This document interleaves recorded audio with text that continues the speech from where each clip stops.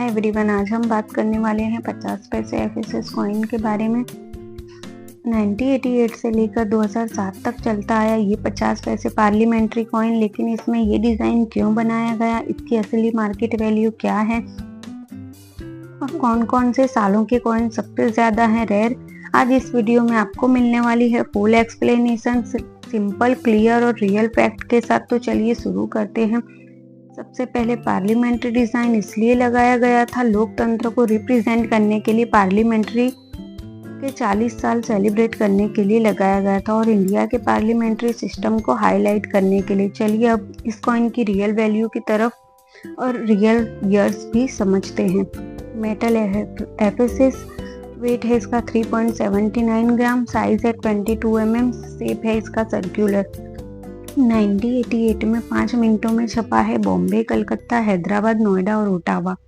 2 common है, 3 square category है। फिर आता है 1989, बॉम्बे, कलकत्ता, हैदराबाद और नोएडा। यहाँ पे 3 स्क्वायर कैटेगरी है और नोएडा कॉमन है। फिर आता है 1990, बॉम्बे, कलकत्ता, हैदराबाद और नोएडा। यहाँ पे 3 स्क्वायर है और 1 कॉमन है। प्राइस आप देख ही सकते हो यूएनसी का। फिर आता है 1991, बॉम्बे, कलकत्ता, हैदराबाद और नोएडा। यहाँ पे हैदराबाद स्क्वायर कैटेगरी का है, प्राइस 30 रुपये है इसका। फिर आता है 1992, बॉम्बे, कलकत्ता, हैदराबाद और नोएडा। यहाँ पे बॉम्बे और नोएडा कॉमन है, कलकत्ता, हैदराबाद स्क्वायर है। फिर आता है सबसे एक्सपेंसिव 1993, बॉम्बे, कलकत्ता, हैदराबाद और नोएडा। यहाँ पे बॉम्बे और हैदराबाद रेयर कैटेगरी में जा चुका है।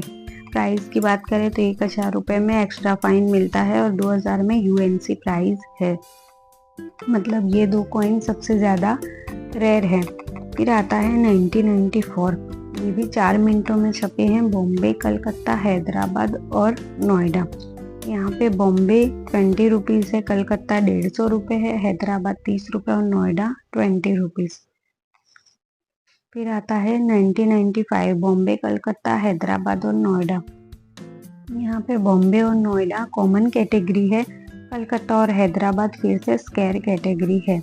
यूएनसी प्राइस आप देख सकते हो 40 से 50 रुपये है। फिर आता है 1996, बॉम्बे, कलकत्ता, हैदराबाद और नोएडा। यहाँ पे हैदराबाद स्क्वायर कैटेगरी है। फिर आता है 1997, यहाँ पे बॉम्बे, कलकत्ता, हैदराबाद और नोएडा। 4 मिनट है, उसमें सबसे ज़्यादा कलकत्ता और हैदराबाद स्क्वायर कैटेगरी है। फिर आता है 1998, बॉम्बे, कलकत्ता, हैदराबाद और नोएडा।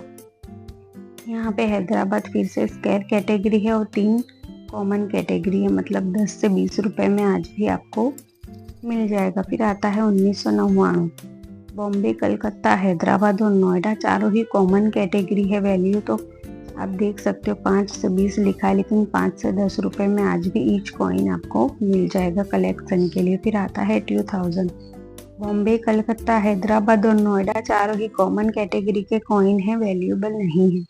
फिर आता है 2001, बॉम्बे, कलकत्ता, हैदराबाद और नोएडा। यहाँ पे 3 कॉमन है और हैदराबाद स्क्वायर कैटेगरी है। फिर आता है 2002, यहाँ पे बॉम्बे, कलकत्ता, हैदराबाद और नोएडा। 4 मिनट में छपा है, चारों ही कॉमन कैटेगरी है। वैल्यू की बात करें तो 5 से 10 रुपये इसकी वैल्यू है।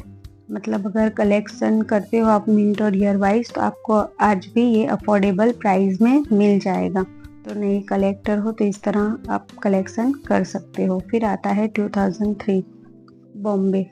प्राइस की बात करें तो 25 से लेकर 75, 25 रुपये से लेकर 75 रुपये तक स्क्वायर कैटेगरी का कॉइन है। बॉम्बे सिंगल मिंट है। फिर आता है 2007, कलकत्ता और नोएडा। दोनों ही स्क्वायर कैटेगरी के कॉइन है। प्राइस आप देख सकते हो 25 रुपये से 50 रुपये है और कलकत्ता का 25 रुपये से 75। दोनों ही स्क्वायर कैटेगरी के कॉइन हैं। तो अगर आप भी नए कलेक्टर हो तो इस तरह कलेक्शन मिंट और ईयर वाइज कर सकते हो।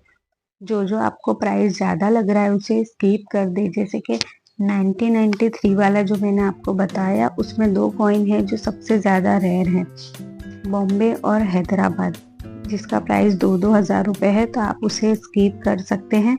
उसकी जगह कलकत्ता और नोएडा को भी ऐड कर सकते हैं। कुछ कलेक्टर होते हैं जो ईयर वाइज कलेक्शन करते हैं, कुछ होते हैं जो मिंट और ईयर वाइज करते हैं, कुछ रेयर कॉइन का कलेक्शन करते हैं।